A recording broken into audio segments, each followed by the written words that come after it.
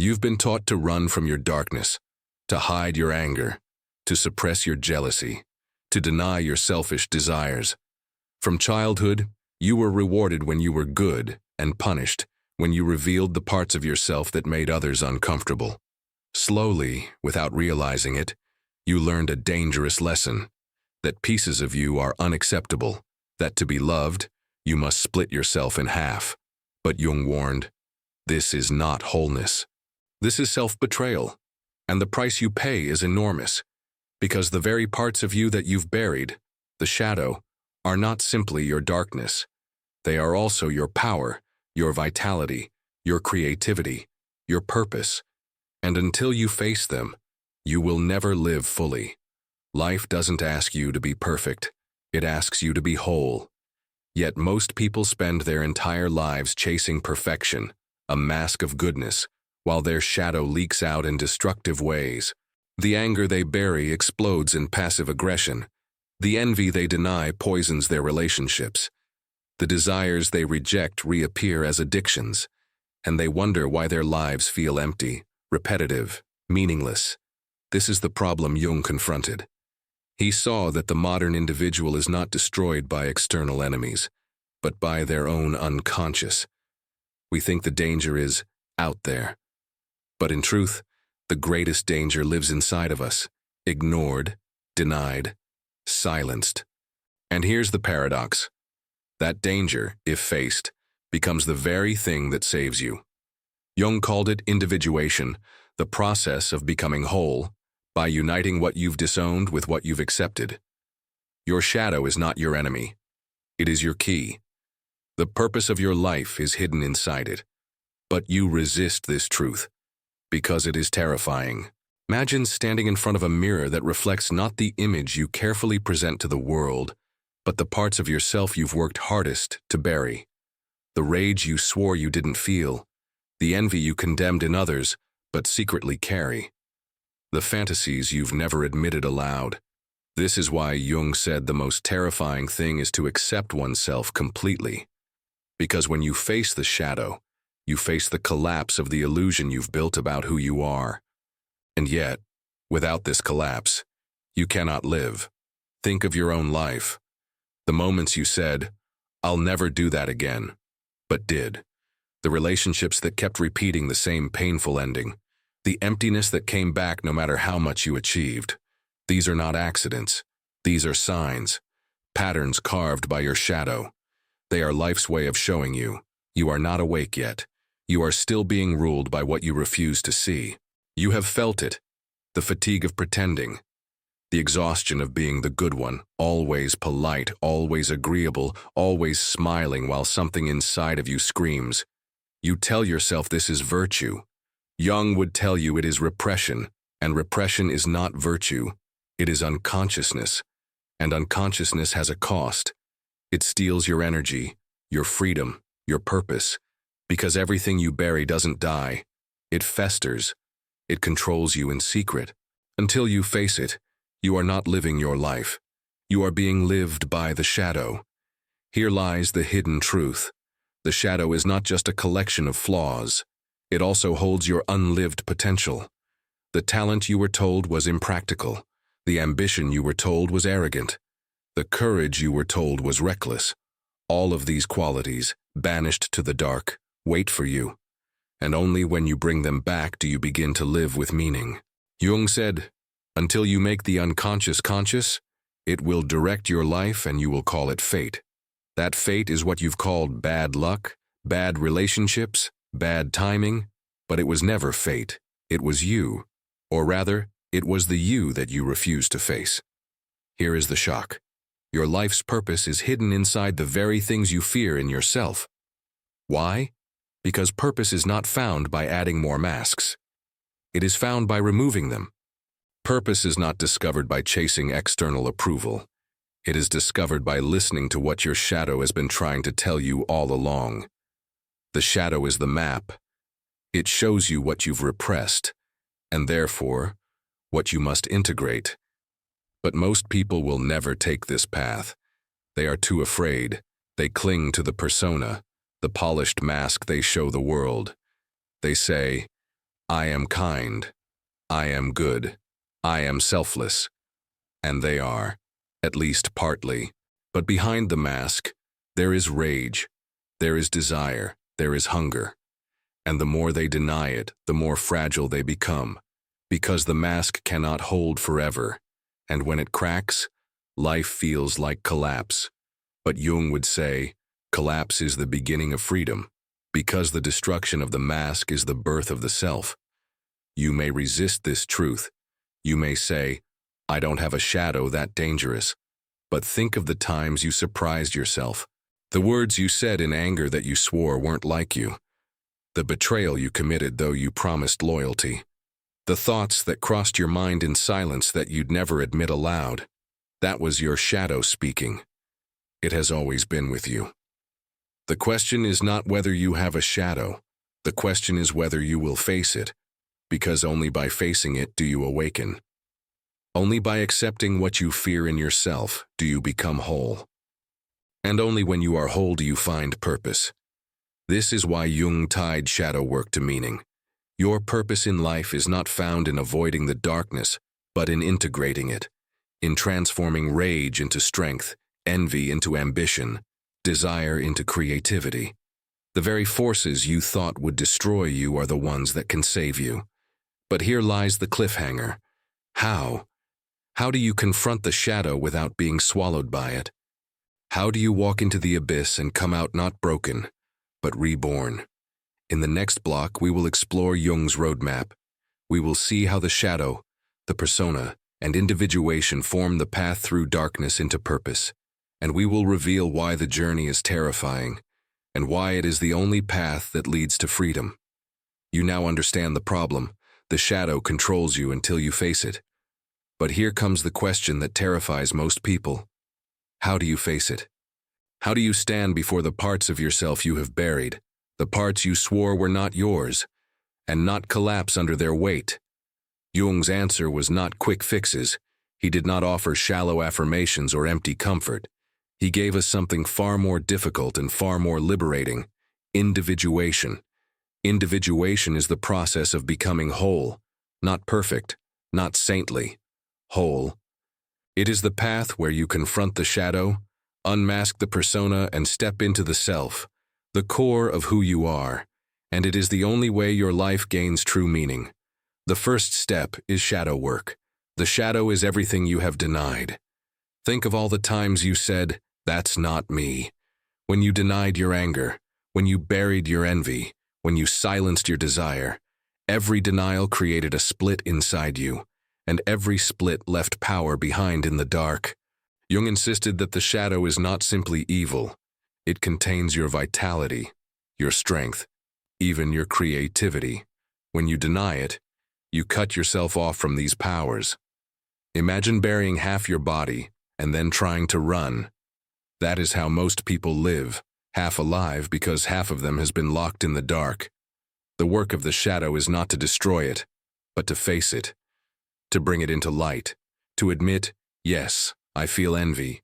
Yes, I want power. Yes, I can be cruel. Yes, I can be selfish. This is not surrendering to darkness, it is reclaiming control, because once you admit it, you choose how to channel it. Take anger as an example. If you deny it, it controls you unconsciously. You explode when provoked, or you turn bitter in silence. But if you admit it, you can use it. Anger tells you where your boundaries are being crossed. Integrated, it becomes clarity, strength, resolve, or desire. Denied, it becomes addiction, obsession, secrecy. Integrated, it becomes creativity, ambition, drive. The shadow, faced honestly, becomes fuel. But most people stop here, or worse, they never even begin. Because the shadow is terrifying. It threatens the image you have built. It threatens the good person you pretend to be.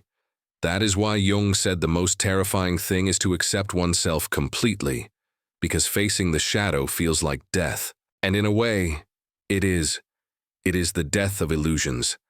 But shadow work alone is not enough, because the moment you integrate one piece, you meet another obstacle: the persona. The persona is the mask you wear for the world. You put it on to function in society. It is not evil, it is necessary. At work, you play the competent professional. At home, you play the caring parent. In friendships, you play the loyal ally. These roles are useful. But the danger comes when you forget they are masks. Jung warned, "The persona is that which in reality one is not, but which oneself and others think one is. The moment you confuse your mask with your true identity, you suffocate.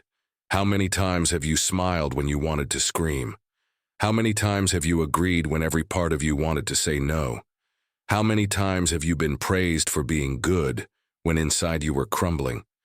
That is the mask devouring the self. The mask wins applause, but kills authenticity. And if you live too long in the mask, you forget you are even wearing one. Awakening means reclaiming the difference. It means saying, 'This is my role, but it is not my essence.' You wear the mask strategically, but you do not confuse it with your soul. You can step into roles when necessary, but you also know when to take them off. And this brings us to the third step, individuation. Individuation is not comfort, it is confrontation. It is the act of holding shadow and persona in tension and then breaking through to the self, the whole of you. Jung called it the privilege of a lifetime, because most people never reach it. They are too afraid. They live in masks, projecting their shadows onto others, blaming fate for what their unconscious created. They repeat the same relationships, the same mistakes, the same emptiness, until death. But individuation is the rebellion against this fate. It is when you decide, "I will not remain divided. I will not live half a life. I will not spend my years dreaming with my eyes open." In individuation, you unite opposites. You admit both rage and compassion, both selfishness and generosity, both strength and vulnerability. You stop chasing perfection. You accept wholeness. And here is where purpose is revealed. Because purpose is not found in adding more masks. It is not found in chasing approval. It is not even found in achievements. Purpose is found in wholeness. When you reclaim what you have buried, you discover desires and drives that are truly yours, not borrowed from others. Think of the artist who was told creativity was impractical, and so they buried it. In the shadow, it festered as frustration. But when they integrate it, their art becomes their purpose. Or the leader who was told ambition was arrogance, and so they denied it. In the shadow, it leaked as resentment. But when integrated, ambition becomes vision. This is why Jung tied shadow work directly to meaning. What you bury holds the map to what you must become. But here is the cliffhanger. Individuation is not simply about inner change. Once you begin to live whole, the world around you changes too. Relationships, work, even your presence shifts. Some will fear you. Others will be drawn to you. You will become magnetic, unforgettable, both loved and hated. In the next block, we will explore this transformation in action. We will see what it looks like to live individuated, why it terrifies the unconscious, why it inspires the strong, and why it makes you rare. When individuation begins, it rarely looks dramatic on the outside. There are no trumpets, no banners, no lightning bolts declaring your transformation. At first, the world does not notice, but slowly something shifts, not in how you look, but in how you are. Your presence changes. You no longer rush to fill silence with nervous words. You stop apologizing for every breath you take. You don't collapse into guilt at the slightest disapproval. You don't scramble for validation. You sit differently. You move differently. You feel different, steady, grounded, whole. And people around you can't quite explain it, but they notice. Jung said, "The meeting of two personalities is like the contact of two chemical substances. If there is any reaction, both are transformed. When others meet you integrated, they feel it. They are changed, sometimes for the better, sometimes in fear, because you have stopped playing the unconscious games they rely on. Think about your relationships. Before, you may have given endlessly, hoping to be loved. You forgave endlessly, hoping to avoid abandonment. You agreed endlessly, hoping to keep peace. But individuation changes this. Now, you give generously, but not until you are empty. You forgive, but not forever. You love, but never at the cost of your own respect. This shift is magnetic and unsettling. Some people will leave your life because they can no longer use you. Their manipulation no longer works. Their guilt no longer controls you. Their drama no longer pulls you in. They say, "You've changed." And they're right. You've stopped collapsing. But others will stay.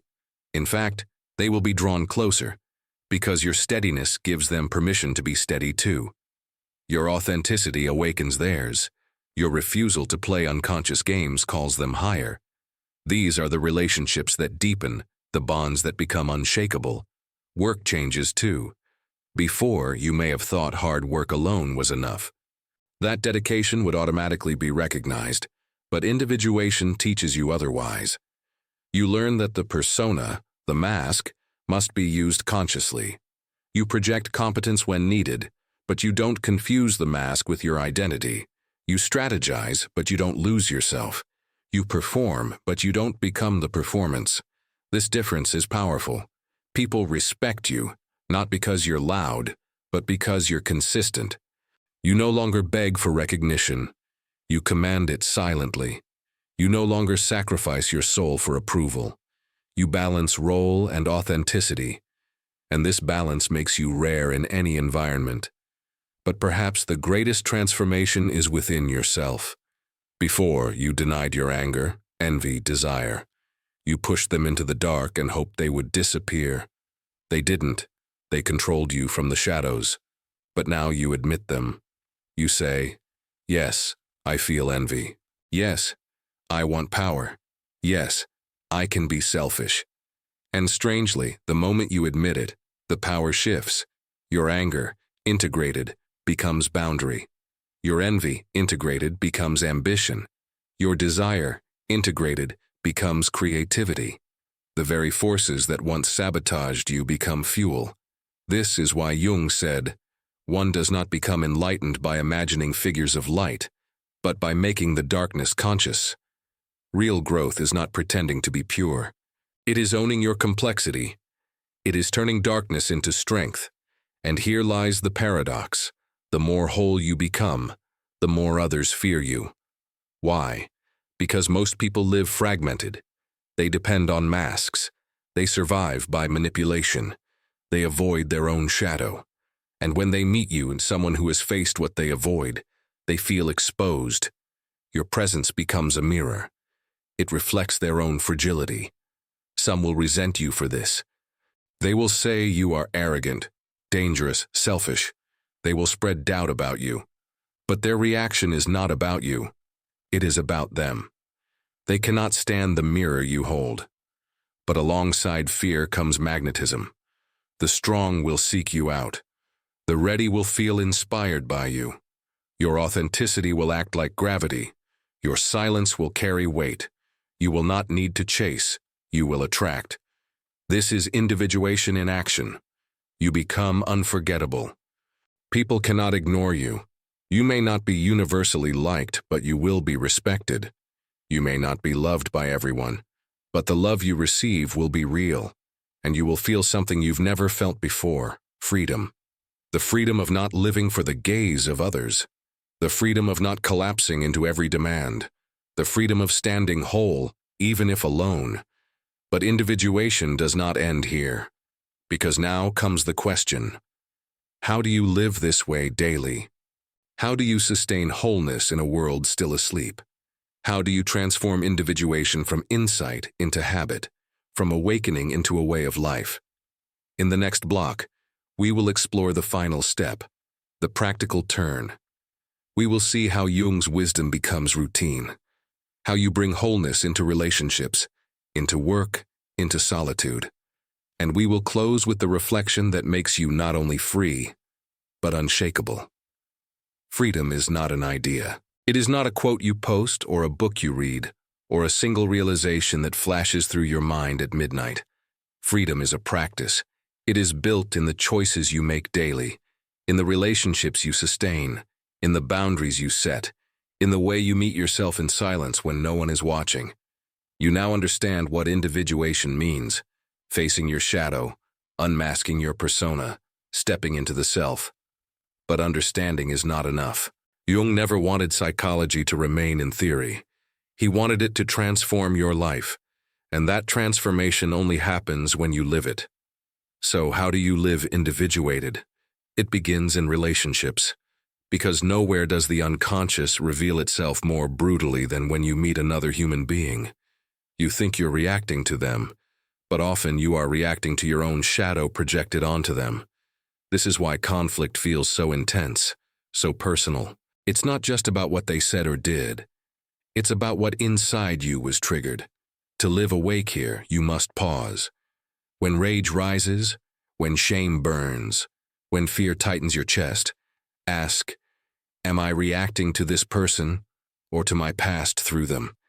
Am I fighting them or my own shadow reflected in their face? That single question cracks open the pattern. It gives you space to choose differently. Then comes the courage to act. Before that, you may have said yes just to keep the peace. Now you say no when you mean no. Before, you forgave endlessly because you feared losing love. Now, you forgive once, but you do not enable cycles of harm. Before, you sacrificed yourself for approval. Now, you choose respect first, and the love that survives respect is love that is real. Work, too, becomes a crucible for individuation. The persona dominates here. You wear the mask of competence, of professionalism, of reliability, and you must. Society requires it. But the difference now is awareness. You know the mask is not your soul. You can wear it without being consumed by it. You can project strength when needed, without confusing performance with identity. This prevents collapse. You no longer lose yourself in roles. You no longer measure your worth solely in titles or achievements. You no longer sacrifice authenticity for recognition. Instead, you balance role with truth. You play the game consciously, but you never forget who you are when the game ends. And then comes solitude. This is where individuation deepens, because in solitude, the unconscious speaks. Jung called dreams the royal road to the unconscious. Pay attention to them. Write them down. They may seem nonsensical, but they carry symbols, archetypes, messages, truths that bypass your rational mind. The dream is your shadow speaking in the only language it knows. Journal, too. Not as productivity, not as a list of goals, but as confession. Write the things you hide, even from yourself. Admit the anger, the envy, the desire. Each line is a piece of shadow reclaimed. Practice active imagination. Sit with the figures that appear in your mind. Ask your fear what it wants. Ask your anger what it protects.